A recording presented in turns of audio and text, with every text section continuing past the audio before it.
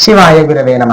వ్యాసాయ విష్ణురూపాయ వ్యాసరూపాయ విష్ణవే నమో వై బ్రహ్మనిదయే వాసిష్ఠాయ నమో నమ. శృతిస్మృతి పురాణానాం ఆలయం కరుణాలయం నమామి భగవత్పాద శంకరం లోకశంకరం. శృంగేరి జగద్గురువుల పాదపద్మాలకు సాష్టాంగ ప్రణామాలు తెలియజేసుకుంటూ ఉన్నాను. ఈ రోజు మనందరం కూడా గురు పూర్ణిమని జరుపుకుంటూ ఉన్నాము.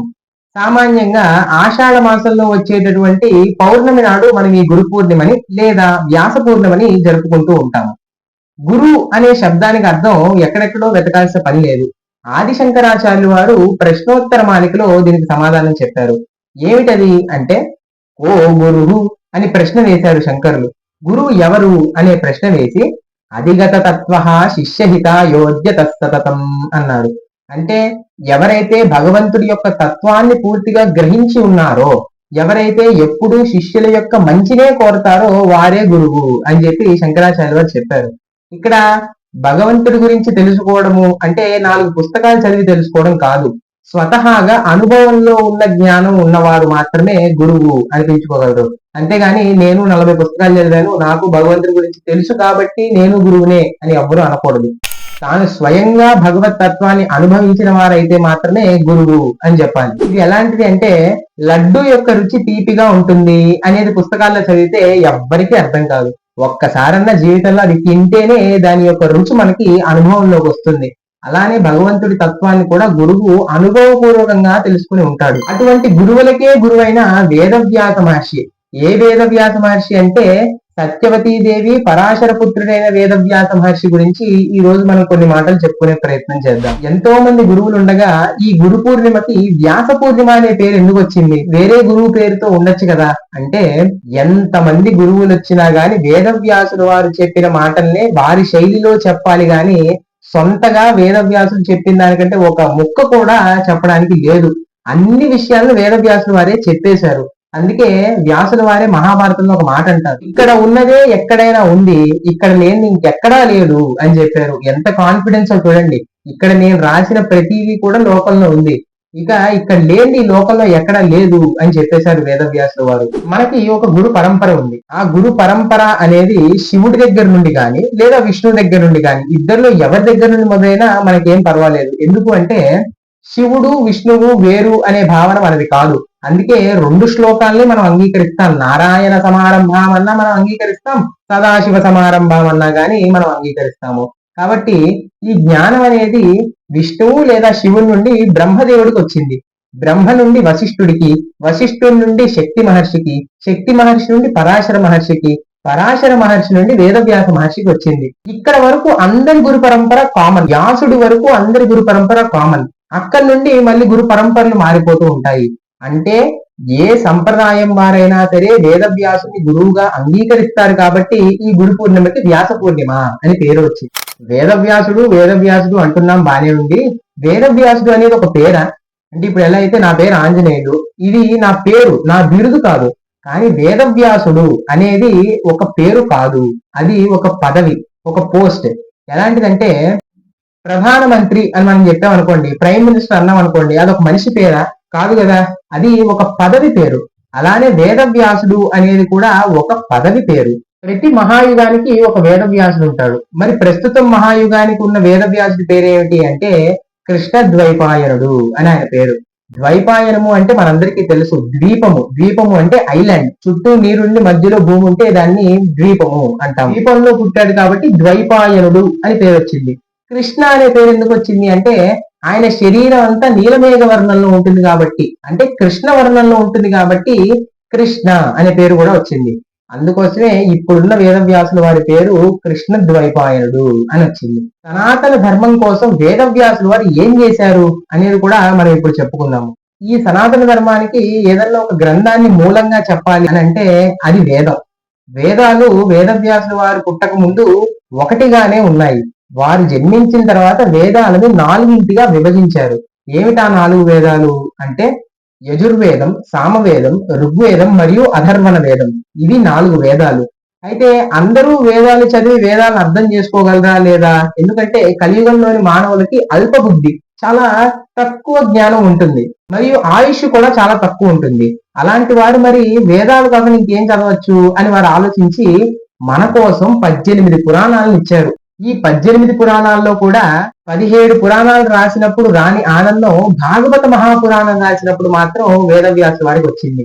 ఎందుకంటే భాగవతంలో మనందరికీ ఇష్టమైన కృష్ణ పరమాత్మ యొక్క లీలలు ఉన్నాయి. అటువంటి కృష్ణుడి లీలలు రాసిన తర్వాత వ్యాసుడు వారికి చాలా సంతోషంగా అనిపించింది. ఈ వేదం అనేది ఎలాంటిది అంటే ఒక టీచర్ లాంటిది, మరియు పురాణాలు ఎటువంటివి అంటే ఫ్రెండ్స్ లాంటివి. ఇప్పుడు టీచర్ చెప్పిన కాన్సెప్ట్ మనకు అర్థం కాకపోతే అదే కాన్సెప్ట్ ని మన ఫ్రెండ్స్ చెప్తే మనకు అర్థం అవుతుంది. ఇది ఎలాంటిది అంటే, ఒక ఉదాహరణ చెప్పాలి అంటే, సత్యం వద ధర్మం చర అని వేదం చెప్పింది. దీనికి పురాణంలో మనకు కనిపించే కథ ఏమిటి? సత్యం పలకాలి అన్నప్పుడు వెంటనే మనకు గుర్తొచ్చే కథ సత్య హరిశ్చంద్రుడి కథ. సత్య హరిశ్చంద్రుడి కథలో ఆ హరిశ్చంద్రుడు పూర్తిగా సత్యం మీదే నిలబడ్డాడు అని చెప్పి మనకు పురాణాలు చెప్తున్నాయి, కథారూపంగా చెప్తున్నాయి. ఎలాగైతే మన ఫ్రెండ్ ఎక్స్ప్లెయిన్ చేస్తే మనకి చాలా సులభంగా అర్థమవుతుందో, అలానే పురాణాలు కూడా మనకి ఎక్స్ప్లెయిన్ చేయడం వల్ల చాలా సులభంగా వేదంలోని విషయాలే అర్థం అవుతూ ఉన్నాయి. అందుకే ఒక మాట ఉంది, ఇతిహాస పురాణాభ్యాం వేదం సముపబ్రహ్మయేత్ అని చెప్పి. అంటే ఇతిహాసాలు పురాణాలు ఎందుకు వచ్చాయి అంటే వేదాన్ని ఎక్స్ప్లెయిన్ చేయడానికి అని దాని అర్థం. పురాణాలు రాసి ఆగిపోయారా అంటే కాదు, మహాభారతం అనే ఒక ఉద్గ్రంథాన్ని కూడా ఈ జాతికి అందించారు. ఈ మహాభారతం గురించి ఒక 2 మాటలు చెప్పుకుందాము. వేదవ్యాసుల వారు మహాభారతాన్ని రాయాలి అని సంకల్పించుకున్నప్పుడు ఆయనకు మనసులో ఒక సంకోచం కలిగింది. నేనేమో వెంటనే శ్లోకాలు చెప్తూ ఉంటాను, అంత స్పీడ్ లో నేను రాయలేను, అంటే నాకు ఒక లేఖకుడు కావాలి, ఎవరు ఆ రాసేది అని చెప్పి అనుకుంటూ ఉంటే బ్రహ్మదేవుడు అక్కడ ప్రత్యక్షం అవుతాడు. వేదవ్యాసుల వారి మనసులోని ఆలోచనకి బ్రహ్మదేవుడు సమాధానం చెప్తారు, ఈ కార్యాన్ని కేవలం గణపతి మాత్రమే చేయగలడు అని చెప్పి. అప్పుడు వెంటనే వేదవ్యాసుల వారు గణపతిని ప్రార్థిస్తారు. గణపతి వెంటనే ప్రసన్నుడయ్యి వేదవ్యాసుల వారి దగ్గరికి వస్తారు. వేదవ్యాసుల వారు చెప్తారు, నేను చెప్పినంత వేగంగా మీరు రాయాలి అని చెప్పి. గణపతి ఏమంటారో తెలుసా? నేను రాసినంత వేగంగా మీరు అసలు చెప్పగలరా అని అడుగుతారు. నిజానికి ఈ ప్రశ్న చాలా విచిత్రమైనది. ఎందుకంటే ఎవరైనా రాయడం మెల్లగా రాస్తారు, చెప్పడం తొందరగా చెప్తారు. కానీ గణపతి వేదవ్యాసుల వారికే ఛాలెంజ్ ఇచ్చారు, నేను రాసినంత స్పీడ్ లో మీరు చెప్పగలరా అని చెప్పి. అప్పుడు వేదవ్యాసుల వారు ఓహో గణపతి ఏదో చేస్తున్నాడు అనుకొని ఒక కండిషన్ పెట్టారు. ఏమిటి ఆ కండిషన్ అంటే, నేను చెప్పిన ప్రతి శ్లోకాన్ని నువ్వు అర్థం చేసుకొని రాయాలి అని చెప్పి. దానికి గణపతి ఒప్పుకున్నారు. ఒప్పుకొని మీరు ఎప్పుడైతే చెప్పడం ఆపేస్తారో అప్పుడు నేను ఇంకా లేచి వెళ్ళిపోతాను అని చెప్పాడు. అప్పుడు వేదవ్యాసుల వారు ఒక పని చేశారు. ఈ శ్లోకాలు చెప్తూ వాటి మధ్యలో ఒక కఠినమైన శ్లోకాన్ని కలిపేవారు. ఈ కఠినమైన శ్లోకాన్ని అర్థం చేసుకోవడానికి గణపతి కొన్ని క్షణాల సమయం పట్టేలోపు వేదవ్యాసుల వారు మళ్ళీ కొన్ని వేల పద్యాలను తన మనసులో అల్లుకుంటూ ఉండేవారు. ఇలా వారిద్దరి మధ్యలో పోటాపోటీగా నడిచిన గ్రంథమే మహాభారతం. ఈ మహాభారతంలో దాదాపు 1,00,000 శ్లోకాల దాకా ఉన్నాయి. ఇటువంటి గ్రంథాలన్నింటినీ వేదవ్యాసుల వారు మనకు అందించారు. వేదవ్యాసుల వారి గురించి ఒక అద్భుతమైన మాట ఉంది. ఏమని అంటే, బ్రహ్మసూత్ర కృతే తస్మై వేదవ్యాసాయ వేదతే జ్ఞానశక్తి అవతారాయ నమో భగవతో హరేహే అని చెప్పి. అంటే బ్రహ్మసూత్రాలను రచించిన వేదవ్యాసుడు. ఈ బ్రహ్మసూత్రాలు అనేవి ఏవైతే ఉన్నాయో వాటిని అర్థం చేసుకోవడానికి ఇప్పటికీ పండితులు తలగొక్కుంటూ ఉంటారు, అంత కఠినమైనవి. అలానే వేదాలను విభజించిన వేదవ్యాసుడు ఎవరు అంటే సాక్షాత్తు విష్ణుమూర్తి యొక్క జ్ఞానశక్తి అవతారము అని చెప్పారు. విష్ణుమూర్తి సామాన్యంగా అనేక అవతారాలని దాల్చుతూ ఉంటారు. ఎలా అంటే పూర్ణావతారం, పరిపూర్ణావతారం, అర్చావతారం. ఇలా పరిపూర్ణావతారము అంటేనేమో రాముడు, కృష్ణుడు ఇత్యాదులు వస్తాయి. అర్చావతారం అంటేనేమో వెంకటేశ్వర స్వామి లాంటి అవతారాలు వస్తాయి. మరి వ్యాసుల వారు ఎవరు అంటే జ్ఞానశక్తి అవతారం. ఈ లోకానికి జ్ఞానం అందించడానికి వచ్చిన అవతారమే వేదవ్యాసుల వారు. సరే, వేదవ్యాసుల వారు ఇంత జ్ఞానాన్ని లోకానికి అందించారు. అందించి వ్యాసుల వారే చివరిలో ఒక మాట చెప్తారు, అష్టాదశ పురాణేషు వ్యాసస్య వచనద్వయం పరోపకార పుణ్యాయ పాపాయ పరపీడనం అని చెప్పి తేల్చేశారు. ఈ 18 పురాణాల యొక్క సారం ఏమిటి అంటే, ఇతరులకు మంచి చేస్తే నీకు పుణ్యం వస్తుంది, ఇతరులకు చెడు చేస్తే నీకు పాపం వస్తుంది అని ఈ 2 మాటల్లో 18 పురాణాల సారాన్ని చెప్పేశారు. అంటే ఈ 18 పురాణాలు చదివిన వారు అర్థం చేసుకోవాల్సిన మాటని 2 ముక్కల్లో తేల్చి చెప్పేశారు వేదవ్యాసుల వారు. ఇంత జ్ఞానాన్ని అందించిన వేదవ్యాసుల వారికి మరియు ఆ గురు పరంపర మొత్తానికి మనం నమస్కారం చేసుకోవాలి. కాబట్టి ఈ రోజు మనం ఆ గురు పరంపరను ఒకసారి స్మరిద్దాము. ఈ గురు పరంపర అనేది శివుడు లేదా విష్ణువు దగ్గర నుండి మొదలైంది. విష్ణువు లేదా శివుడి తర్వాత బ్రహ్మ. ఆ జ్ఞానం బ్రహ్మ నుండి వశిష్ఠుడికి, వశిష్ఠుడి నుండి శక్తి మహర్షికి, శక్తి మహర్షి తర్వాత పరాశర మహర్షి, పరాశరుని తర్వాత వేదవ్యాసులు వారు, ఆ తర్వాత శుక మహర్షి, ఆ తర్వాత గౌడ భగవత్పాదులు, ఆ తర్వాత గోవింద భగవత్పాదులు, ఆ తర్వాత పరమ పూజ్య ఆదిశంకర భగవత్పాదుల వరకు ఈ గురు పరంపర వచ్చింది. అక్కడితో ఆగిందా అంటే ఆగలేదు.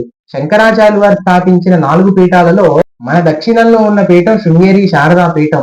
ఆ శృంగేరి శారదా పీఠంలో విరాజమానమై ఉన్న ప్రస్తుత జగద్గురువులు జగద్గురు శ్రీ భారతీ తీర్థ మహాస్వామి వారు మరియు జగద్గురు శ్రీ విధుశేఖర భారతి మహాస్వామి వరకు ఈ గురు పరంపర అనేది వచ్చింది. అటువంటి ఆ గురు పరంపర మొత్తానికి మనం ఈ రోజు కాదు ప్రతి రోజు నమస్కారం చేసుకోవాలి. కాబట్టి మీ అందరికీ వ్యాస పూర్ణిమ శుభాకాంక్షలు. సర్వం శృంగేరి జగద్గురు చరణార విందార్పణమస్తు. స్వస్తి.